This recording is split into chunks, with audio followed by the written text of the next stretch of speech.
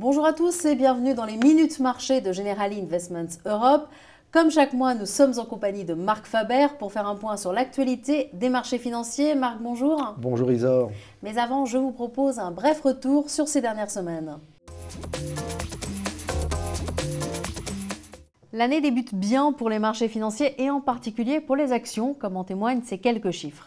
Et pourtant, il y aurait matière à s'inquiéter puisque les États-Unis viennent d'annoncer une baisse de leur croissance au quatrième trimestre. Mais les marchés ont, eux, décidé de l'ignorer pour l'instant, car si l'on exclut les dépenses publiques et les ajustements de stock, le PIB américain ressort en hausse. Du coup, ils préfèrent regarder du côté allemand où la reprise montre des signes tangibles, ce qui est bon pour l'ensemble de la zone euro dont on sait déjà que la croissance ne sera pas vraiment au rendez-vous.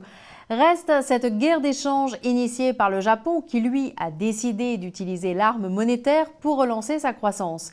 Et comme les Américains sont dans la même logique, avec une Fed qui a clairement indiqué qu'elle serait plus tolérante avec l'inflation tant que le chômage ne baisserait pas significativement, eh bien, c'est encore et toujours l'euro qui en fait les frais. Alors, est-ce que cela peut casser la dynamique positive qu'on observe pour l'instant sur les marchés de la zone euro? Réponse tout de suite avec mon invité. Alors Marc, est-ce que la guerre d'échange peut casser le regain d'optimisme dans la zone euro? Alors c'est un peu tôt pour parler de guerre d'échange. Il est exact que l'euro a eu tendance à s'apprécier ces derniers jours, mais c'est encore, je dirais, tout à fait supportable. Et puis, est-ce que c'est si mauvais que cela de voir l'euro qui monte? J'en suis pas certain à ce stade. Pourquoi? Tout simplement parce qu'un euro qui monte veut dire des matières premières moins chères, et un euro qui monte pour le moment n'est pas réellement pénalisant pour une entreprise qui exporte. Le seuil actuel ne me paraît pas vraiment dangereux. Il faudra se poser la question si on dépasse le seuil des 1,40, mais pour le moment, je pense que c'est un peu prématuré. Ça veut dire que vous êtes confiant pour la zone euro? Alors, oui, confiance pour la zone euro. Alors, confiant de manière macroéconomique, c'est un peu plus délicat. On voit que la France a quelques soucis pour le moment, mais globalement, je ne pense pas que nous allons aller vers un territoire plus négatif que celui qu'on a vécu jusqu'à présent. Alors, comment ça se traduit dans votre allocation? Alors aujourd'hui, c'est vrai qu'on est un peu plus prudent.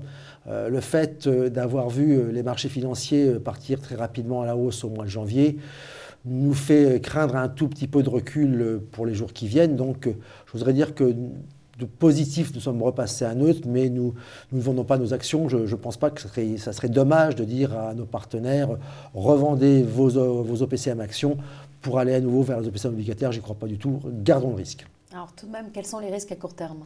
Les risques à court terme, ils sont, à mon sens, de deux natures. La première nature, c'est vrai que les monnaies peuvent être un tout petit peu déstabilisants pour l'activité de la zone euro. Premier point. Deuxième point qui me paraît plus aigu, c'est la politique. En effet, si des événements politiques dans la zone euro venaient à nouveau à faire craindre qu'il pourrait y avoir de la déstabilisation, les investisseurs se retireraient. Et là, ça serait assez mauvais pour nos marchés financiers. Alors, pour résumer, vous restez positif pour le premier trimestre? Alors, pour résumer, on reste positif pour le premier trimestre à la condition qu'il n'y ait pas de soucis sur la zone euro en termes de crainte politique. Marc, merci. C'est moi qui vous remercie. Quant à vous, eh bien, je vous remercie aussi de votre attention et je vous donne rendez-vous le mois prochain.